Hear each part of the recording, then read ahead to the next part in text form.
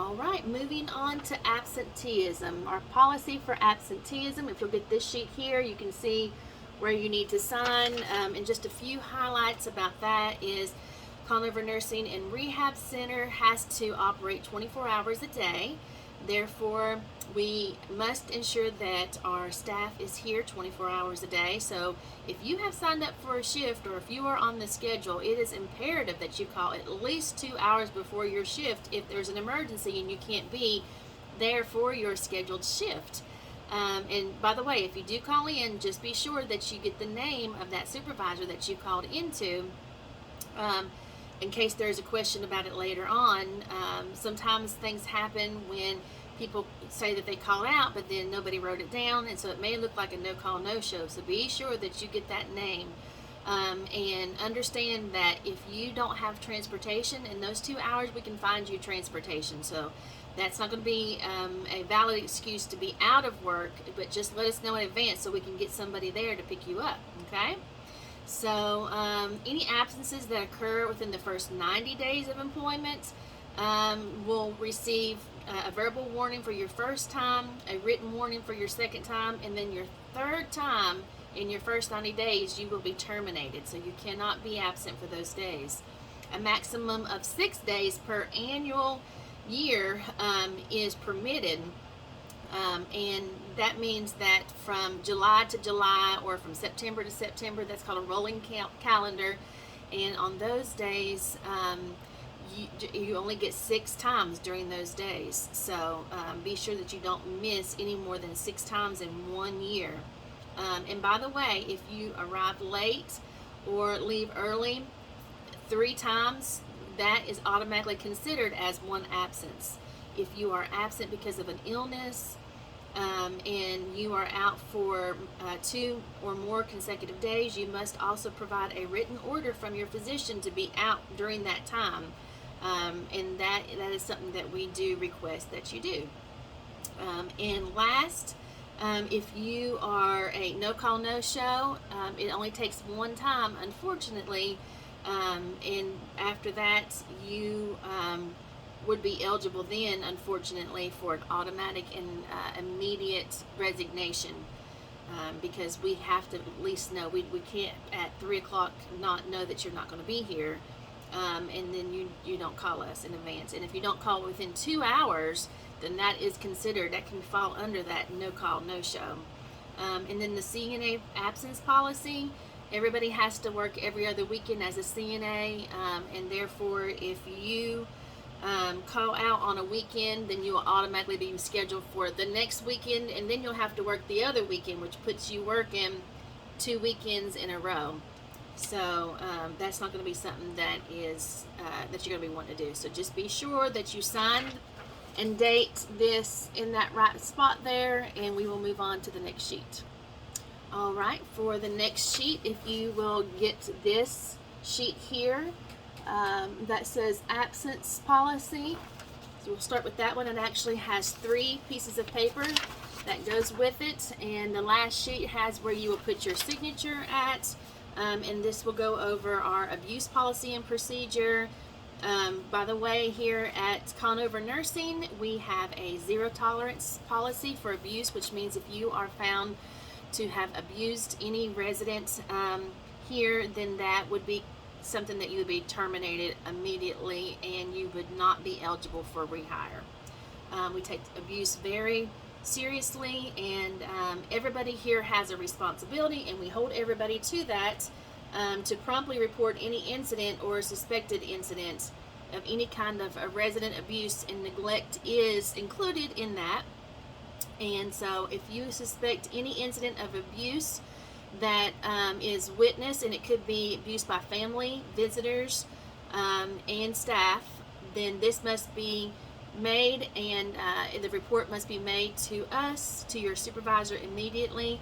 That supervisor must then report it within 2 hours, and there's not going to be any fear of any retaliation from the facility or its staff. If you work in healthcare, then you are automatically responsible to report anything that you see, and that's not just nursing homes, that should be everywhere. And so what abuse is the intentional infliction of emotional or physical or sexual, mental, verbal, any kind of abuse.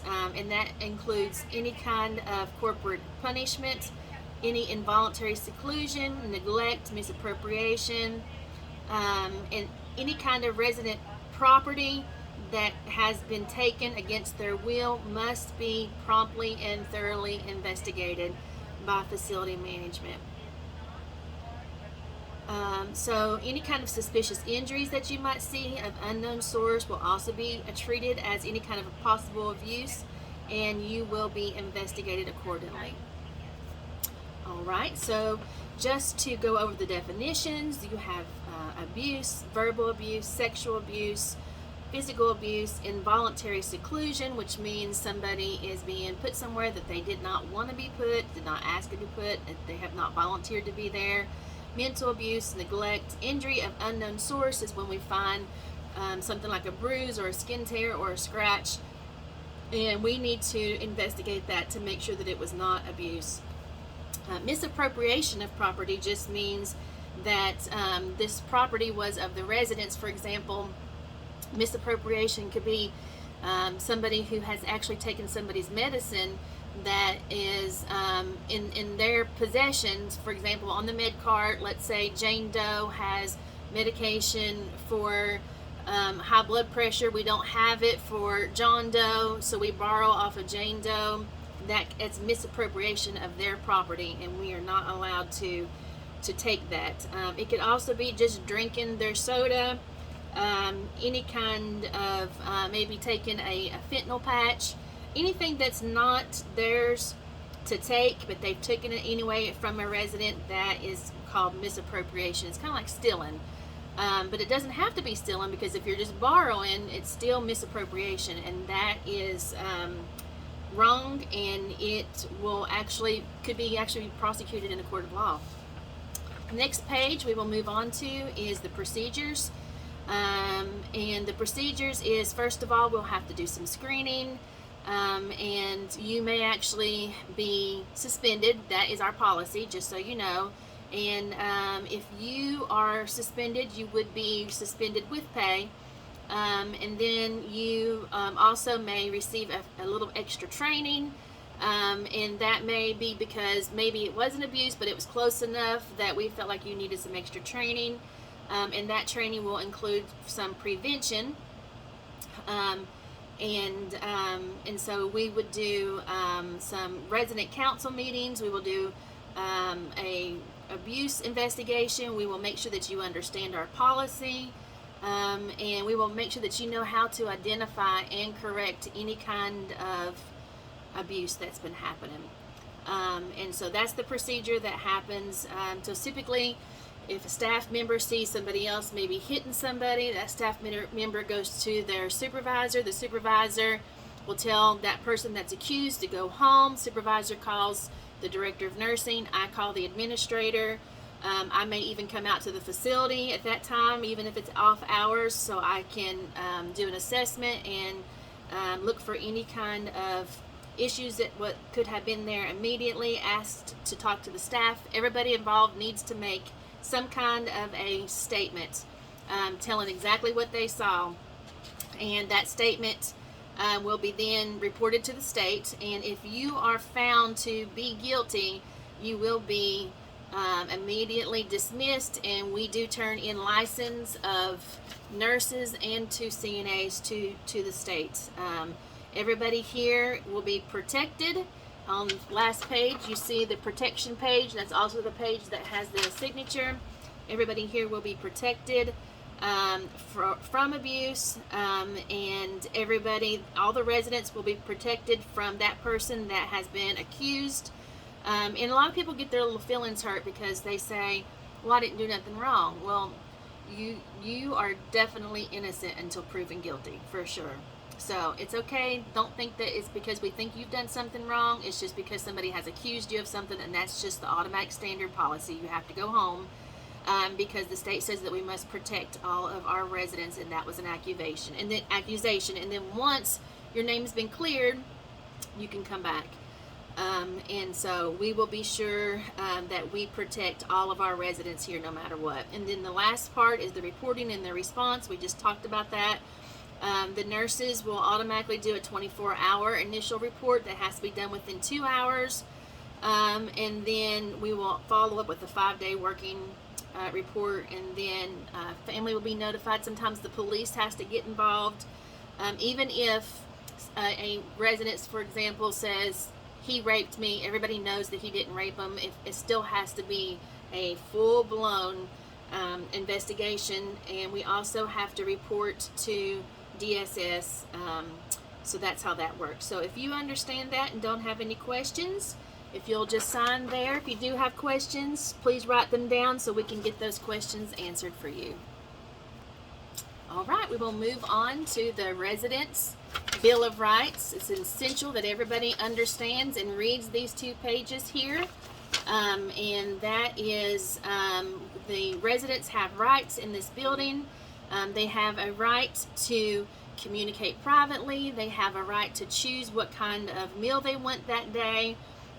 We usually give them at least 2 choices, and they have a right to choose what outfit they have on today. They also have the right to manage their own financial affairs. They have a right to refuse medication. They have a right to be free of mental abuse and physical harm. They have a right to have visitors. They have a right to have privacy. And they are to not be required to perform services for the facility without any kind of personal consent and written approval of the attending physician. So if you'll just take some time, please, and read all of those resident rights, and then at the bottom, if you'll see there where your signature is supposed to be, if you'll just sign right there and date it, and we will move on to the next page. All right, if you will just pull out this one here that says Advanced Directives. We will just go over this briefly. And so what an advanced directive is, it is something in writing that explains how the resident wants their medical decisions carried out. And an advanced directive lets the healthcare team know what the wishes of the resident is in the event that the resident is no longer able to make any kind of decisions. And so it could be a living will, it could be a DNR, and it can be even something that lets us know what they want us to do with their organs and tissue in the event that they die. And so if you will just briefly just look at that, and then we will move on to the next sheet. Okay, so the next sheet here, it goes over resident information and their privacy. So if you will just take that sheet out, privacy acknowledgement and non-disclosure agreement. And so this facility is committed to protecting the privacy of all residents and any kind of confidentiality that they would request us to have for them that is pertaining to their healthcare information. What you're signing is saying that you will not verbally or in any written form disclose confidential residents' information to any unauthorized person. And so we don't make copies of their information. We will not look at or examine anything that does not pertain to us that we have to know as direct caregivers. It also says that if you have access to any kind of a computerized information about our residents in this nursing home, that you are not going to talk about anything that is on that computer. You will hide the screen of that computer so nobody else can see it, and that you understand that if you do violate this agreement, that we will have to provide corrective action, and you could even be discharged or terminated at Conover Nursing for any kind of a HIPAA type of violation. And if you will just be sure to sign and print and sign and tell us what your position is, and if you'll give us your signature and then write the date on that, and then we will move on to the next one. Okay, so for the next sheet, if you will grab the sheet that talks about gate belts and taking out keys. So under the gate belt section, it says that you will be sure that your gate belt is on at all times when you're caring for our residents, and that it should be clean, and that if you soil it, that you make sure that you clean it, that it is a part of your uniform. You must have it on each and every time that you are taking care of residents, and if for some reason that you are terminated, then you will have to pay, or if you resign, you will have to pay $12, and that will be deducted from your final paycheck. You will also receive a name tag, and that too is final property of Conover Nursing. You do need to return that when you are no longer an employee here, and that will also cost you $15 if you do not return that. And lastly, it's your keys. And for keys, it has to be returned within 5 days of the end of employment, and you will be charged $15 a key if you do not do that. So you'll have to sign each and every time for those 3 things. All right, moving on to the very last sheet in this section is your FMLA North Carolina, everything that you need to know about that. So FMLA is actually a act that is effective in North Carolina. It stands for the Family and Medical Leave Act in North Carolina. And so to comply with this law, our facility, which is your employer, must first follow the rules that's set into place. So in order for you to receive FMLA, you must, number one, have been at this facility that has at least 50 or more employees that is employed here for at least 1 year, and we will honor your FMLA NC request if you have an employee illness, if you have sick children, if you have domestic violence, any kind of children's school activities, childbirth, adoptions, illness of a spouse or a parent.